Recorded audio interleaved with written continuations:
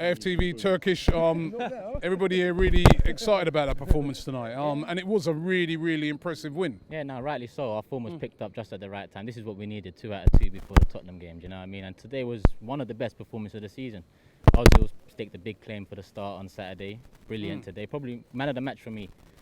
Is it a reaction? I mean, because I know you've been a big critic of his this season. You said it at the time, right to leave him out. He's been left out for a very long time, and he's sort of come back. And he past couple of days games he's performed. For you, is it a reaction? Are you seeing a reaction, a positive reaction from him? And we ain't gonna really know until like a game like Spurs, are we? Yeah, that's exactly. You know what? You took the words out of my mouth. It is a reaction, but until the big games, that's where I expect the reaction to come from our star man, from our big highest earner. That's where the reaction needs to come, in the biggest games. And like you mentioned before, we haven't won an away game against a big club in a long time.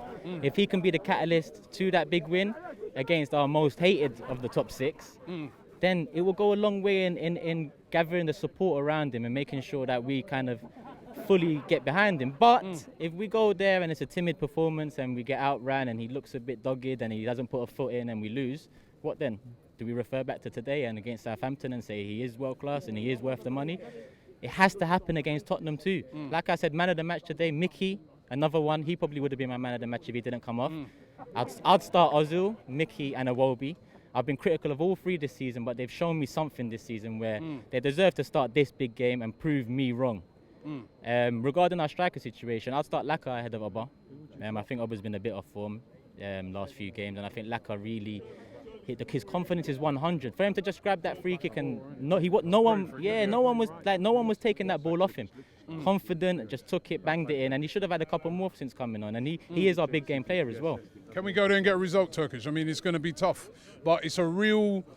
Next couple games are real turning point games, you know what I mean? Them and Man United, if we could come out of those 2 games, let's say, for instance, with 4 points, the top 4 really is it? It really is on, isn't it? Yeah. You asked me now top 4 Europa League, I'm going to say Europa League. But if we get 4 out of 6 in the next 2 games, I'll reevaluate that. Because our next 2 games are massive. Massive. And can we win at Tottenham? Yes, we can win.